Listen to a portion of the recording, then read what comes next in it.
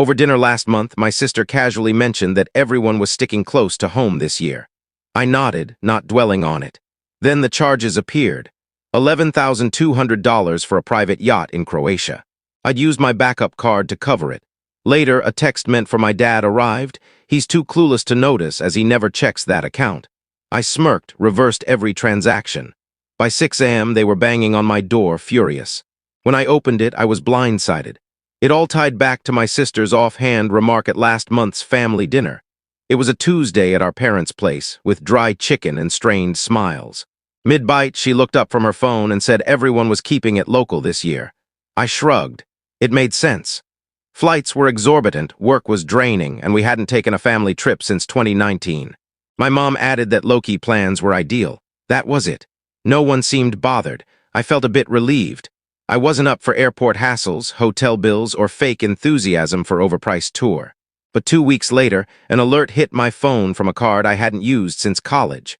A secondary card linked to a shared emergency account. $11,200 from a company called Vistral Ventures, Croatia. I thought it was fraud. Maybe someone swiped the card details, but the statement made my gut twist. There were charges for split plane tickets, a luxury villa, a seafood restaurant in Dubrovnik, prepaid bookings, and an entertainment package. One even had my sister's name in the memo. They didn't even try to hide it. Then, right on cue, a text from her. No greeting, no context, just, he's too out of it to notice he never looks at that account, with a winking emoji. I didn't reply, no need. I opened the bank app, froze the card, flagged every charge, and started reversing them. The bank rep was helpful, even chuckling when I laid out the situation. By 4 a.m., I was finished. Sleep wouldn't come, not because of the money I'd get it back, but because of how calculated it was. The nerve. They thought I was too passive, too spineless to notice $18,000 disappearing. Maybe a year ago, they'd have been right. I used to let things slide to keep the peace. Not this time. They'd crossed a line. At 6 a.m., someone pounded on my door like they wanted to break it. I opened it silently. There they stood, all three, my dad hair wet from a shower. My mom clutching her purse like she was awaiting a sentence.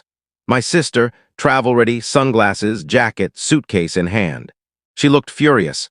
They started yelling. No hello, just accusations and chaos. You can't just undo everything, Ethan, you're wrecking it all. Then my dad said something unexpected, cutting through the noise. She's on her way, don't make a scene, just listen to her. I blinked. Who? No one answered. My sister smirked and looked away. My mom, more annoyed than sorry, muttered, Harper, she's coming, we invited her. Harper, my ex. The one who left in March. The one who said she needed someone more present. I was floored. What she got to do with this? She talked to you, my dad said. We paid her $500. I slammed the door in their faces, no words, just done. I sat on my couch, staring at nothing. They'd paid my ex, the one person I still cared about more than I'd admit, to show up and convince me to fund their yacht. In Croatia. After lying about staying local. I thought that was the end. I figured they'd leave, deal with their mess. But 20 minutes later, the doorbell rang. Through the peephole, there she was, Harper, looking like she didn't want to be there, like she was playing a role for cash. That denim jacket, the one I used to slide off her shoulders during late-night movies, looked out of place now. The whole moment did. I opened the door, no smile from her, no greeting. Just her gripping her phone in one hand, keys in the other. I'm not here to sway you, she said. I needed the money, that's all. No apology, no act, no softening it. I let her in, mostly curious. She didn't sit, just hovered near the living room, scanning it like it was foreign. Which made sense. New furniture, new shelves, new curtains, same empty feeling. She said they'd contacted her 2 days ago, told her I was in a funk again. Said I was sabotaging a plan they'd worked on for months, that I got like this under stress and needed someone to manage me. She didn't ask questions. She took the $500. I thought it was for a birthday or something, she said, or maybe your parents retiring, something big. I stayed quiet, then asked, did you ever think they might be lying? She looked down. I didn't want to think. Before she left, she paused at the door. Your mom was crying when she called, Ethan. Your sister said you were acting like a stranger. I didn't know what to believe. I didn't respond. There was nothing to say. She left and I closed the door without watching her go. 10 minutes later, the text started. From my mom, we just needed help, Ethan. Was that too much? From my sister, you embarrassed her, couldn't even be decent to Harper. From my dad, this was important. Guess you never cared enough to see that. They stopped asking for the full amount. Now it was just half, $9,000 split 3 ways. All we need is 6 from you. Fair, right? Like it was a group project, like splitting a bar tab. They never asked why I froze the card, never apologized, just kept saying I'd overreacted and ruined everything. That if I'd let it go like always, none of this would have happened. I didn't reply. But I started wondering, why the rush? Why go to such lengths for a boat and a villa in a place we'd never even talked about? That night, I couldn't sleep. At 3 a.m., I pulled up every bank statement from the past 6 months looking for other rogue charges. Nothing, just that one card. But the next morning, a voicemail from my sister. No greeting, just her voice, tense and low. "He needs us to go, it's part of the deal, don't mess this up, Ethan." I played it 3 times. Who was he? And what kind of deal needed my money to happen? That voicemail ate at me. He needs us to go. This wasn't just a lavish trip anymore. There was something bigger, and they weren't just hiding it from me, they were covering for someone. I didn't call back, I didn't text. I started digging. I revisited the charge details, focusing on the vendor, Reddit Ventures. I called them, pretending to be a confused client who'd lost his booking info. The guy on the phone, polite with a European accent, confirmed the reservation was active. 7-day private yacht, he said, split to Dubrovnik. Paid in full by Mr. Ethan Carter. Party of 5. You, your parents, your sister, and a Mr. Leo Parks. I stopped him. Who? Leo Parks, primary guest for the villa. That name meant nothing. I hung up, searched online. At first, just generic LinkedIn profiles, no photos. But when I added Croatia to the search, I found something. An Instagram account barely used. 1 photo. A sleek car by a stone house, tagged in Dubrovnik. 2 comments from my sister. First, can't wait to see it in person, with a heart eyes emoji. Second, you're unreal, that's when it clicked, her new boyfriend.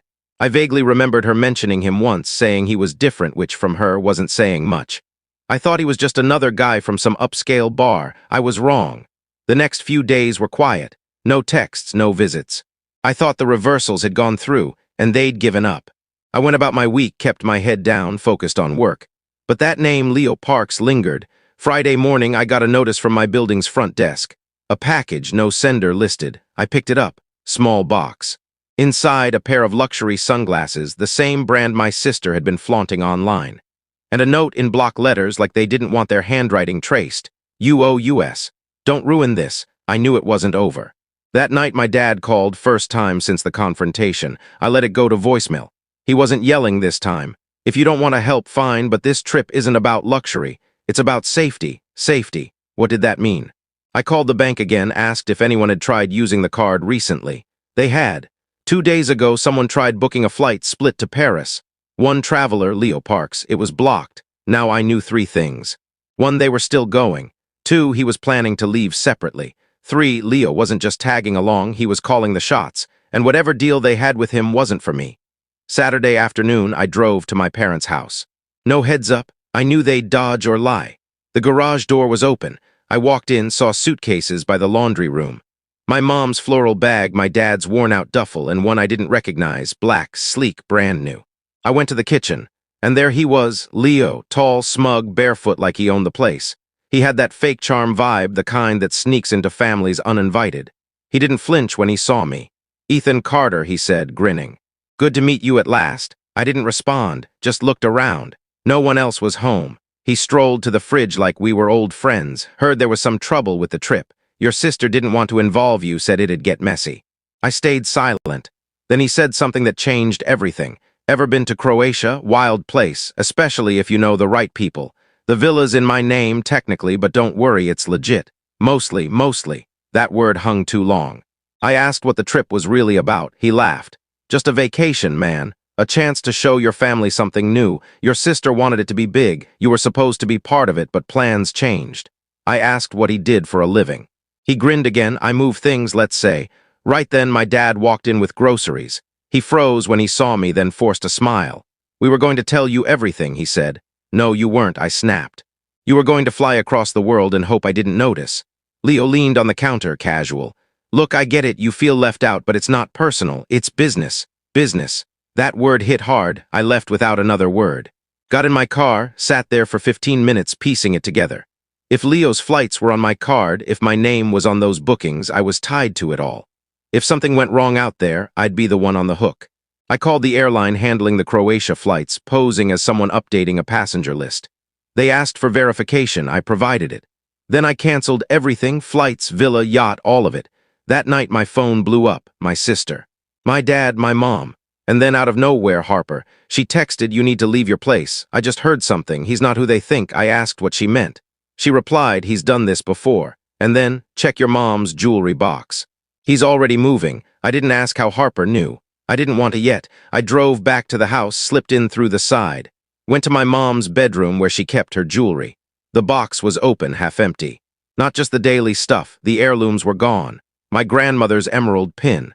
The antique ring meant for my sister someday, all missing. I didn't touch anything. Just stood there, a cold weight in my chest. I snapped a photo, then texted Harper from the hallway. "You were right." She replied instantly. "I'm coming to you. Don't face them alone." I didn't ask how she knew. I realized she might have been more involved than I thought, not in on it, but aware.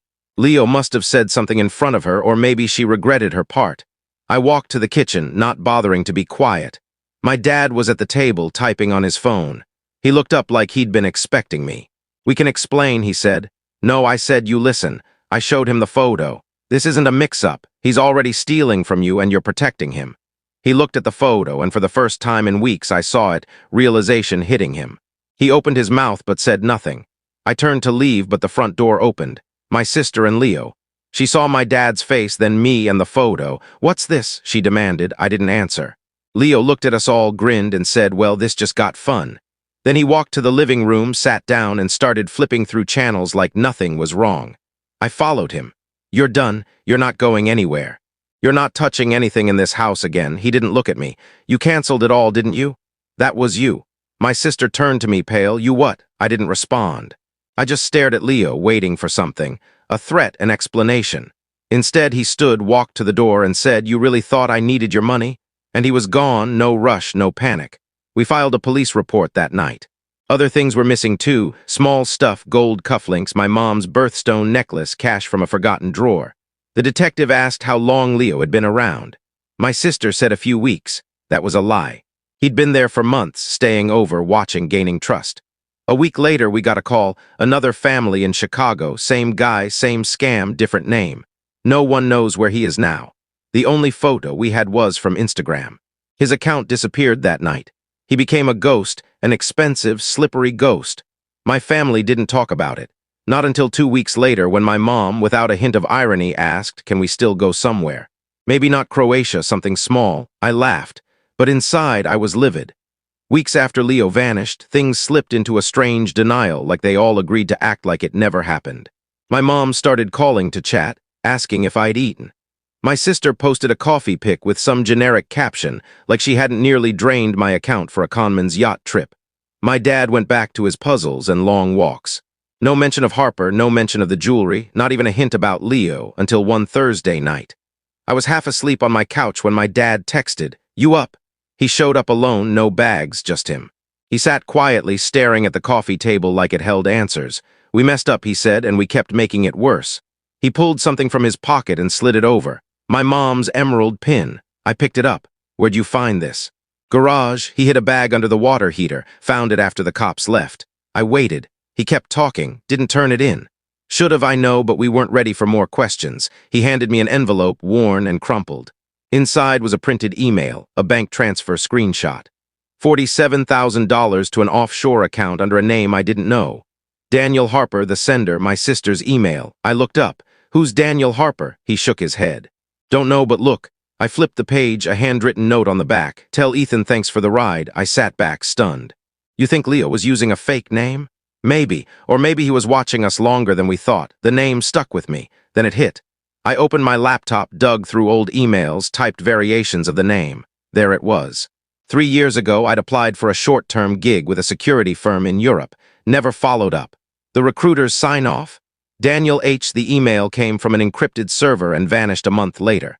I never responded. Now I wondered, was that a real offer or a hook? I didn't tell my dad yet. I needed to be sure I wasn't losing it. But I did something else. I reactivated the old account. The one they used, added $100 to it, a test. Next morning it was gone, transferred out. Same offshore path, same name. He was still watching, still waiting. Whatever this was, it wasn't over. And I wasn't just their pawn anymore, I was a loose end.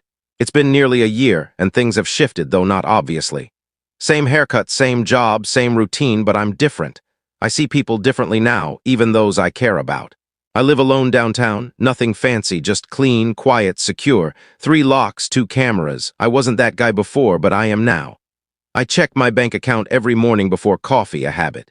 Doesn't matter if it's empty, I check. I'm careful about who I let in. Friends, dates, family, especially family. Things with them are civil, no big reconciliation, no tearful apologies, just a slow return to normalcy. I see my parents monthly, usually at a diner, never their place. We don't mention what happened. They avoid Leo like it's a curse. My mom tries, sending recipes or asking if I need anything. My dad's quieter, we talk about work. The weather, nothing deep. My sister? No contact in 4 months. Last time she asked if I was over it yet, like it was a bad mood. Like the guy who robbed us and nearly dragged me into something worse was a minor inconvenience. She doesn't get it, or maybe she doesn't want to. I don't hate her. But I've learned there are different kinds of betrayal. Some are loud, others are quiet, where someone lets something awful happen because they wanted something so badly they ignored the cost. I don't know if she's forgiven herself. I doubt she ever will. As for Leo or Daniel or whoever, he vanished like fog, no trace, no charges, no sightings. He folded his identity and slipped away, until last week. I came home late, exhausted, starving.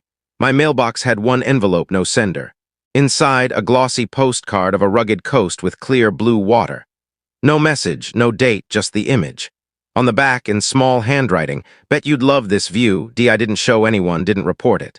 Didn't even tell Harper, who I still talk to occasionally. We text, keeping our old connection at arm's length. She's in Seattle now, working, doing okay. She still feels bad about taking the money, said she never used the second half.